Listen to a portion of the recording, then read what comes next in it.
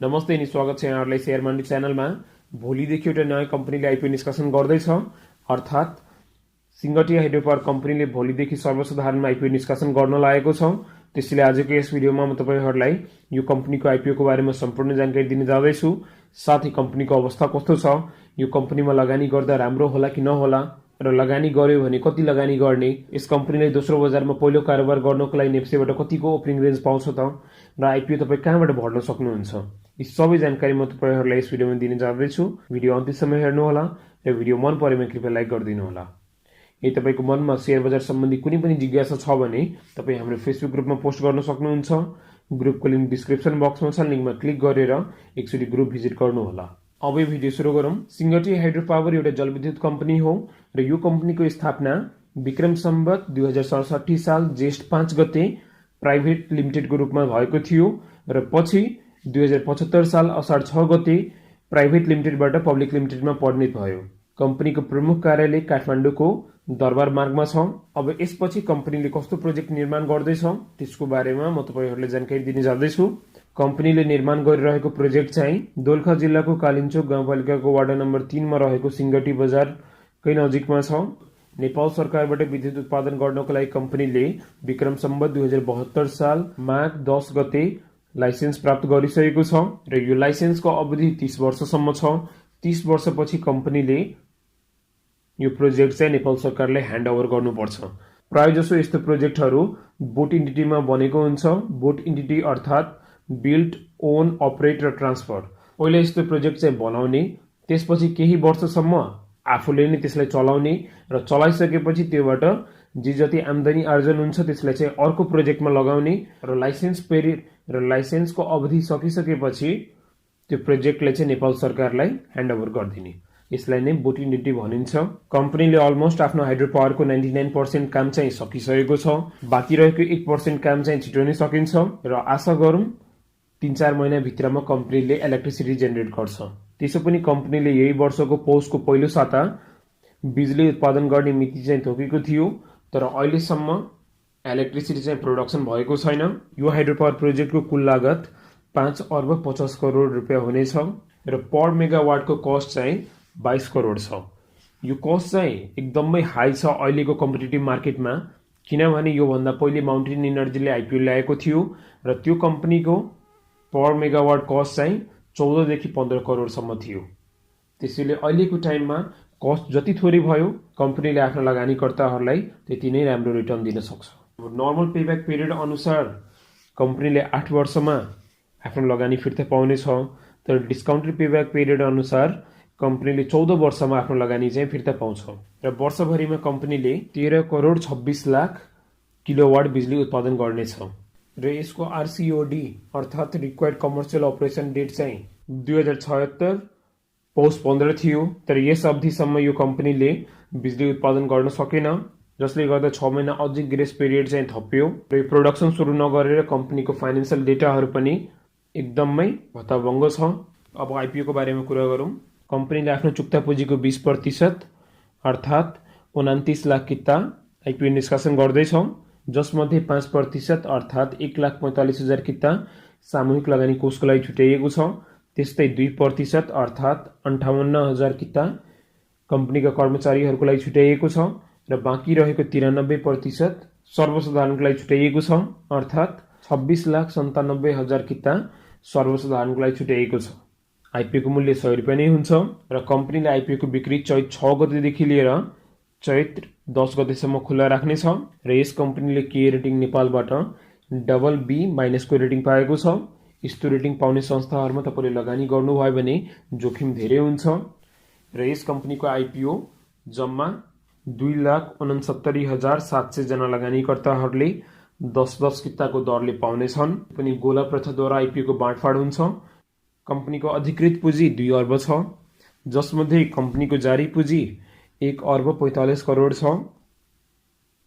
र हाल कम्पनीको चुक्ता पुँजी 1 अर्ब 1 करोड 50 लाख रुपैयाँ छ।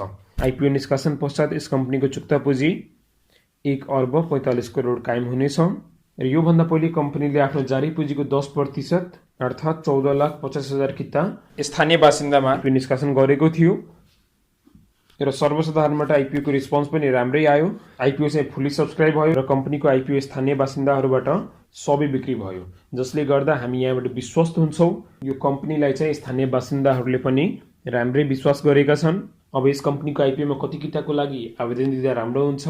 तपाईले यस कम्पनीको आइपिओमा 10 किताको लागि आवेदन बुझाउनु भयो भने त्यो चाहिँ पर्याप्त हुन्छ। त्योभन्दा बढी किताको लागि आवेदन बुझाउनु पर्दैन, किनभने योभन्दा पहिले ज्योति लाइफको आइपिओ आएको थियो र त्यो कम्पनीको आइपिओमा 16 लाख भन्दा बढी लगानीकर्ताहरूले आवेदन बुझाएका छन्। त्यसैले यो कम्पनीको आइपिओमा पनि त्यही 15 देखि 16 लाख लगानीकर्ताहरूले एप्लाई गर्छन्। पाउने चाहिँ थोरै लगानीकर्ताहरूले मात्र हो।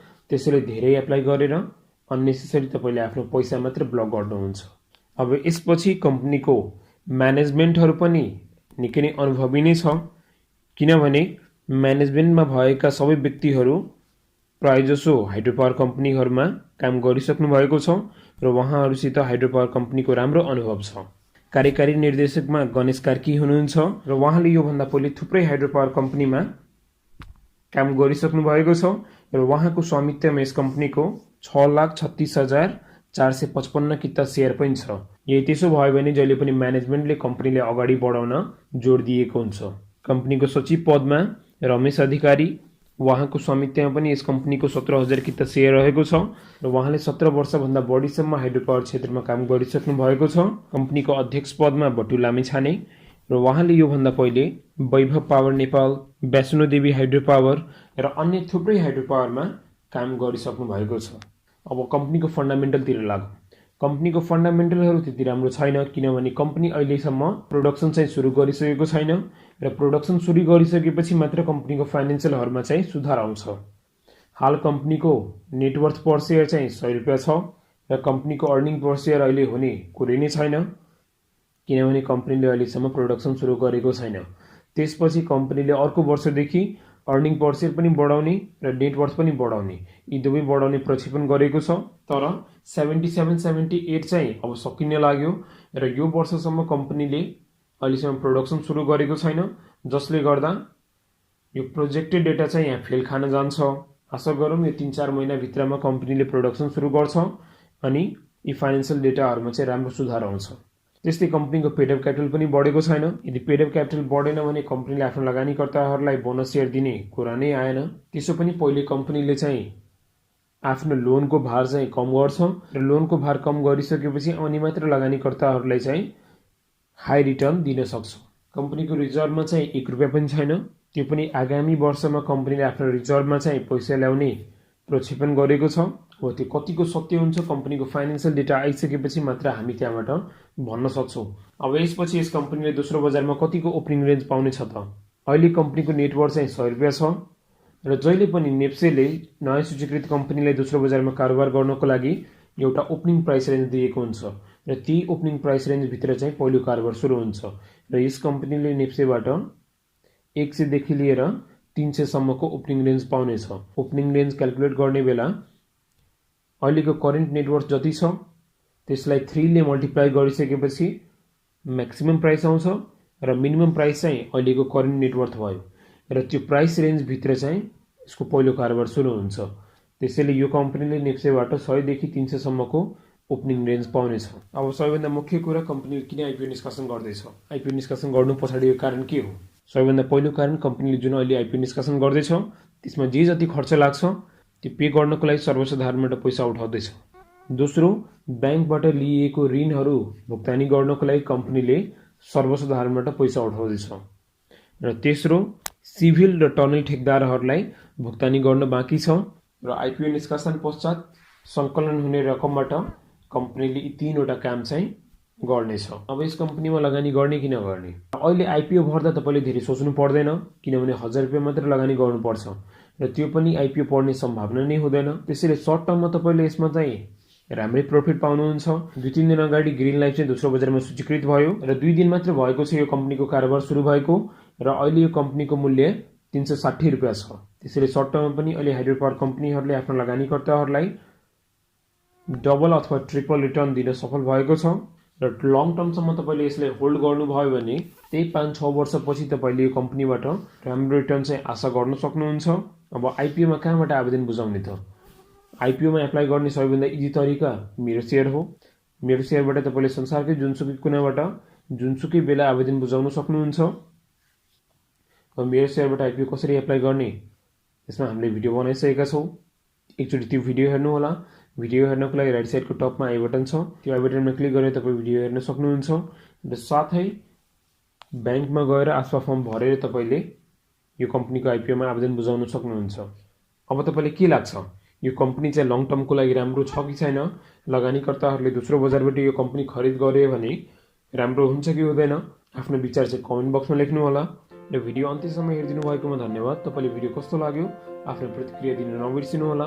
कुनै पनि टपिकमा भिडियो चाहियो भने त्यो पनि कमेन्ट बक्समा लेखिदिनु होला। यदि तपाईँ हाम्रो च्यानलमा नयाँ हुनुहुन्छ भने कृपया हाम्रो च्यानललाई सब्स्क्राइब गरिदिनु होला र छेउमा रहेको बेल आइकनमा क्लिक गरेर अल अप्सन सिलेक्ट गर्नु होला।